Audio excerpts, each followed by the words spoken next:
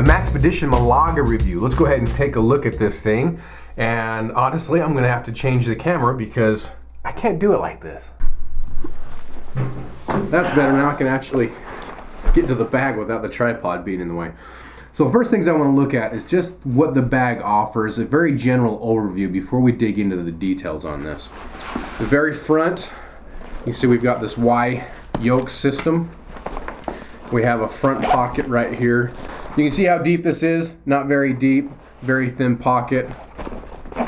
Good for kind of your thinner material. Of course you can see it's got a lot of moly on the outside. I use that to put a little flashlight in there. It's got the little elastic shock cords, little bungee cords, whatever you want to call them right there. I happen to put some gloves on, it's winter time. Underneath here you've also got another, I wouldn't call it a pocket, but it's a place you can slide something in. This is about the size of the phone. This is a charger for one of my phones actually, and it fits quite nicely in there. The other pocket on this side, if I can find how to unstrap it there. Now this is a bit bigger area in here. This is a pretty deep pocket in here. The little elastics here to put in there whatever you want. I happen to have cordage. Some more cordage. Some more cordage. Yes, I like cordage. Comes in extremely handy. Got a little key holder right here, and I actually do use this often. This is my mail key. And then in here we've got some other materials, but it's got these mesh pockets right here. Makes it nice and easy visually seeing what you've got inside. Another smaller mesh pocket right here, and then it's got a pocket in the back also. This is a pretty decent sized pocket. These are just some of the things I have in there. Now if we flip this around just to give you a better look on this side, you've also got a zippered pocket up top. Now this pocket is not that deep, so again if I use my fingers as a measurement here, you can see this isn't a very deep pocket, but it is a nice little pocket right behind this here, and it is also mesh right behind there as well. Moving towards the top here, you do have some Velcro right here for morale patches. I know some of you know what that is. It's not actually, there's another version of this that I like better. That this one just happened to be an old one, not on my gi anymore.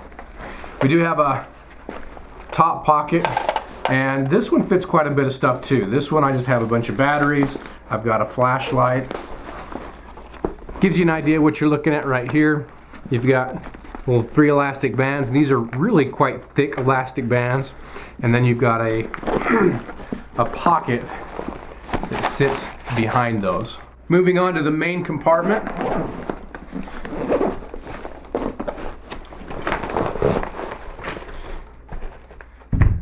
You know, I always eat my car. I find myself eating my car a lot, so I actually keep some utensils in there.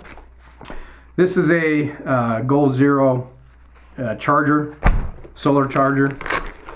But what you have in the back is you do have a big pocket right here that's kind of velcroed shut with this little elastic piece here. Flipping the bag around, you've got this pocket right here, or this section, and that actually lifts up. Behind this you've got another thin kind of deep pocket that goes the length of the inside of the main compartment. This does have Velcro inside, so if you wanted to set something up that utilizes Velcro, you can do that. As we flip this back around, this is a nice little section too. It's kind of almost like a little divider, where you've got 2 pockets here, and you've got a zippered pocket right here that's relatively deep as well. So there are certainly some opportunities for organization in this main compartment. Now flipping this thing to the other side,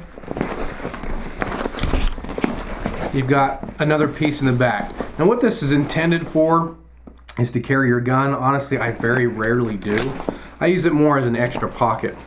But it's got a button closure with some Velcro backup. And you can see all of the Velcro in here. So if you wanted to attach a holster back here, put your gun in, this thing will ride nice. One thing about this back portion is you got some nice mesh here to help with the airflow, but also you've got some really good padding in here, because if you're going to throw a gun in here and this is going to be resting against your back, is it going to be uncomfortable? Well, in my testing out hiking and putting my gun there specifically just to test it, I didn't feel it at all. So the padding in here works really good. Then you've got this D-ring right here, so you can take it, rip it open, grab your gun. Now here's a full-size 1911. You can see that fits just fine in there. Here's a full-size M&P. You can see that buries in there very nicely too. Now let's take a look at some of the finer details on this thing.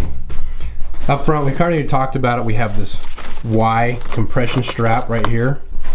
We also have compression straps on the side here. And they have these little elastic bands too. So when you draw this out and you've got this extra length, you can take this and kind of take it up, keep it nice. Of course, we have another one on the other side. And as you've seen, we've got lots of MOLLE on this thing. About everywhere you look. MOLLE, MOLLE, MOLLE. We've got it up front. We do also have some Velcro up front if you need. This is part of that Y compression strap down here.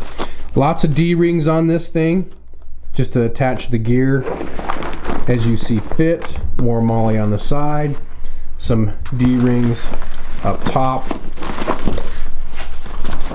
Got the neoprene handle. I really like these handles. They're very comfortable. Again, another D-ring. We also have more D-rings on the strap. Now the way this system is set up, it's a sling, but this one is not a left or a right-handed sling. It's a universal sling, so you set it up however you want. And the way they get away with that is they put it right in the middle. It goes down, and then it hooks, as you can see, just like a carabiner essentially, on either side to make what you want. And then in addition, you've got this stabilizing piece that will come up and hook to the sling right here to give you a little more stability when wearing it. As you can see here on the sling, I attached this universal pouch via the MOLLE system. This has just got a multi-tool in it. I'm constantly changing this around. I recently changed this to put this here to see how I like it. Then I stuck a little knife in here, and I'll put this on, then we'll go over a little of the philosophy of what I bought this for, kind of its intended use, at least in my mind. Here's what it looks like when it's on. You can see where that multi-tool is placed when I'm actually wearing it.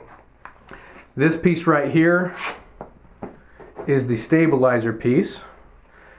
This comes around, connects, and just gives you some added stability. Because I don't use this very often, one thing you don't want is this just kind of flapping around and getting in the way. So on the back, they have this little Velcro place. You can wrap this up, put it right in the Velcro, latch it down, and now it's out of your way. The intended use for this, and maybe we'll just jump to this right now, is actually a car bag.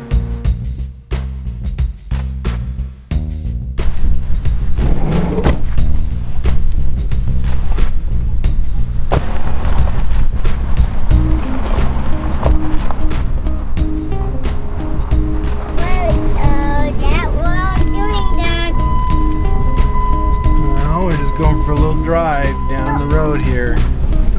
Yeah, keep your eyes open, you might see a rabbit.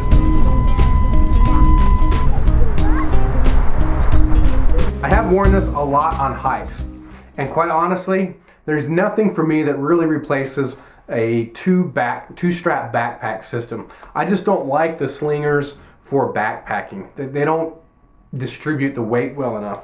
So again, my original intent was a car bag, and it's worked great as that. You can see here, you can take it off either by throwing it over your head, which to me is a little bit tight, but you've got a quick release buckle right here. You can just remove it, like that, and you're off and running. A convenient thing about these setups is you can take them, throw them around. Now you've got access to everything up front. Another function that this serves, as you can see right here, it's actually got a whistle on it. And I watch my kids come running because I heard a whistle. One thing to note on opening this main pocket is, as you can see, it doesn't go all the way down. There's a little bit of left here that doesn't open. And you can see me kind of struggling with that as I was trying to show you the inside of the bag. I kind of like the full clamshell type style. That said, this isn't a deal breaker for me. In some aspects it's kind of nice because it doesn't open all the way, and it still forms a little pocket down here in the bottom so you can retain your gear if, say, you have this hung up on a tree or something. So it really comes down to a preference. For me, the recommended use would be more of a very light day pack, or maybe you're just going around town kind of pack. Again, what I'm using it for specifically is a car bag. Now, another thing that I've done with this in its car bag configuration is, because of all the MOLLE, I added a couple of pouches. One on this side, one on this side, and I did have one up front here, a big med kit. It made it nice and easy to transport in the cars as far as everything contained. But what I found is, at least again, in my experience, guys, yours may differ, is all the extra bulk kind of made it a pain in my car, because this is a bag that stays in my car, so I put it in the front seat when I got to work. I changed jobs, so this is no longer a very secure facility. And I'm sure not going to leave this on the front seat. So I have to put it in the back, put it on the floor. I got tinted windows and I put a blanket over it so it hides it quite nice. But all that movement around the car, I decided to take off the packs so it was a little more low drag, high speed, I guess. But that's the wonderful thing about these type of MOLLE systems, is you can customize them however you want to fit your needs. And maybe your needs change over time, which then gives you the flexibility as well. There you have it, a look at the Maxpedition Malaga. Hopefully this is enough detail to point you in the direction of either purchasing this or maybe looking for something else that would better fit your needs. Thanks much for watching, guys. We'll see you.